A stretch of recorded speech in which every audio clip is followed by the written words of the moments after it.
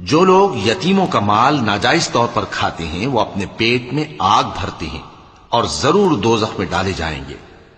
اللہ تمہاری اولاد کے بارے میں تم کو ارشاد فرماتا ہے کہ ایک لڑکے کا حصہ 2 لڑکیوں کے حصے کے برابر ہے،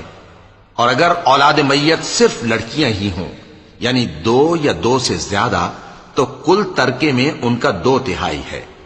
اور اگر صرف ایک لڑکی ہو تو اس کا نصف ہے، اور میت کے ماں باپ کا یعنی دونوں میں سے ہر ایک کا ترکے میں 6واں حصہ ہے، بشرطے کہ میت کی اولاد ہو۔ اور اگر اولاد نہ ہو اور صرف ماں باپ ہی اس کے وارث ہوں تو 1/3 ماں کا حصہ ہے، اور اگر میت کے بھائی بھی ہوں تو ماں کا 6واں حصہ ہوگا۔ اور یہ تقسیم ترکہ میت کی وصیت کی تعمیل کے بعد جو اس نے کی ہو یا قرض کے ادا ہونے کے بعد جو اس کے ذمے ہو عمل میں آئے گی۔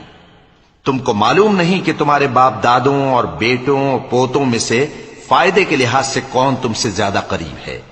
یہ حصے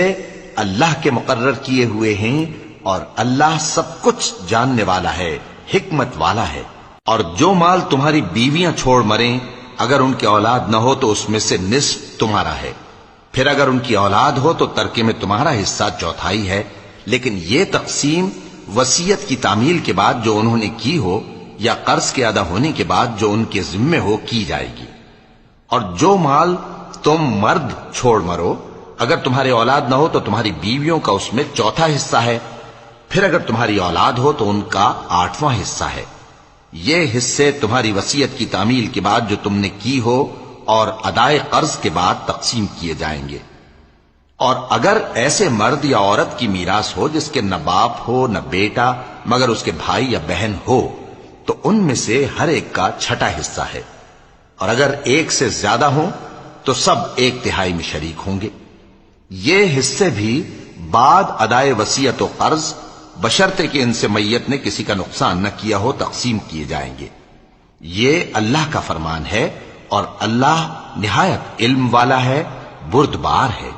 یہ تمام احکام اللہ کی حدیں ہیں، اور جو شخص اللہ اور اس کے پیغمبر کی فرما برداری کرے گا اللہ اس کو بہشتوں میں داخل کرے گا جن میں نہریں بہہ رہی ہیں، وہ ان میں ہمیشہ رہیں گے، اور یہ بڑی کامیابی ہے۔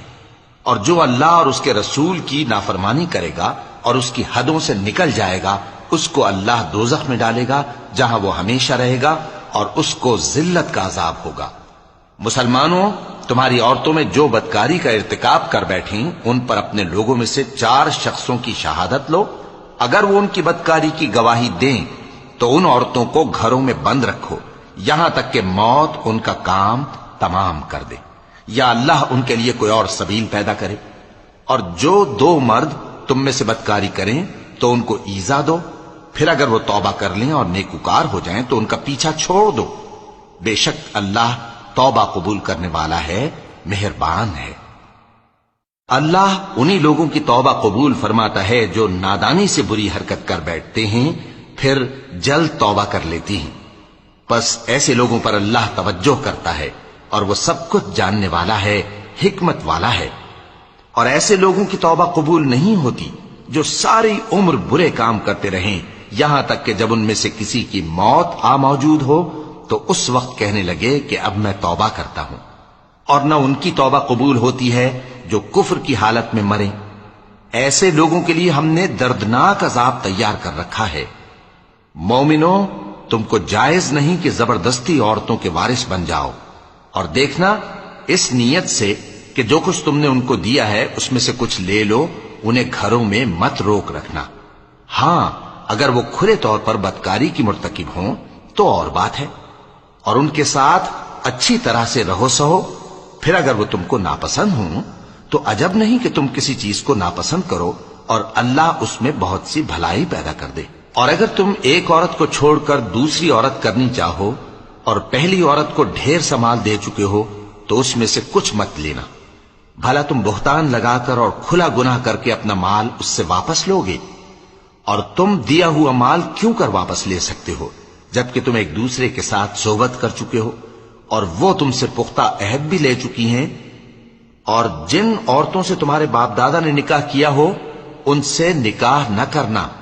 مگر جاہلیت میں جو ہو چکا سو ہو چکا۔ یہ نہایت بے حیائی اور اللہ کی ناخوشی کی بات تھی۔ اور بہت برا دستور تھا۔ تم پر تمہاری مائیں اور بیٹیاں اور بہنیں اور پھوپھیاں اور خالائیں اور بھتیجیاں اور بھانجیاں اور وہ مائیں جنہوں نے تم کو دودھ پلایا ہو اور رضائی بہنیں اور ساسیں حرام کر دی گئی ہیں، اور جن عورتوں سے تم خلوت کر چکے ہو ان کی لڑکیاں جنہیں تم پرورش کرتے ہو وہ بھی تم پر حرام ہیں۔ ہاں اگر ان کے ساتھ تم نے خلوت نہ کی ہو تو ان کی لڑکیوں کے ساتھ نکاح کر لینے میں تم پر کچھ گناہ نہیں، اور تمہارے صلبی بیٹوں کی عورتیں بھی اور دو بہنوں کا اکٹھا کرنا بھی حرام ہے، مگر جو ہو چکا سو ہو چکا، بے شک اللہ بخشنے والا ہے، بڑا مہربان ہے۔ اور شوہر والی عورتیں بھی تم پر حرام ہیں مگر وہ جو قید ہو کر باندیوں کے طور پر تمہارے قبضے میں آ جائیں۔ یہ حکم اللہ نے تم کو لکھ دیا ہے، اور ان محرمات کے سوا دوسری عورتیں تم کو حلال ہیں، اس طرح سے کہ مال خرچ کر کے ان سے نکاح کر لو، بشرطے کہ نکاح سے مقصود عفت قائم رکھنا ہو نہ کہ شہوت پرستی۔ تو جن عورتوں سے تم لطف اندوز ہوئے ان کا مہر جو مقرر کیا ہو ادا کر دو، اور اگر مقرر کرنے کے بعد آپس کی رضامندی سے مہر میں کمی بیشی کر لو تو تم پر کچھ گناہ نہیں، بے شک اللہ سب کچھ جاننے والا ہے، حکمت والا ہے۔ اور جو شخص تم میں سے مومن آزاد عورتوں سے نکاح کرنے کا مقدور نہ رکھے تو مومن باندیوں ہی سے جو تمہارے قبضے میں آ گئی ہوں نکاح کر لے، اور اللہ تمہارے ایمان کو اچھی طرح جانتا ہے۔ تم آپس میں ایک دوسرے کے ہم جنس ہو، پھر ان لونڈیوں کے ساتھ ان کے مالکوں سے اجازت حاصل کر کے نکاح کر لو، اور دستور کے مطابق ان کا مہر بھی ادا کر دو، بشرطے کہ وہ پاک دامن ہوں، نہ ایسی کہ کھلم کھلا بدکاری کریں اور نہ درپردہ دوستی کرنا چاہیں۔ پھر اگر وہ نکاح میں آ کر بدکاری کا ارتکاب کر بیٹھیں تو جو سزا آزاد عورتوں کے لیے ہے اس کی آدھی ان کو دی جائے۔ یہ باندھی کے ساتھ نکاح کرنے کی اجازت اس شخص کو ہے جسے گناہ کر بیٹھنے کا اندیشہ ہو،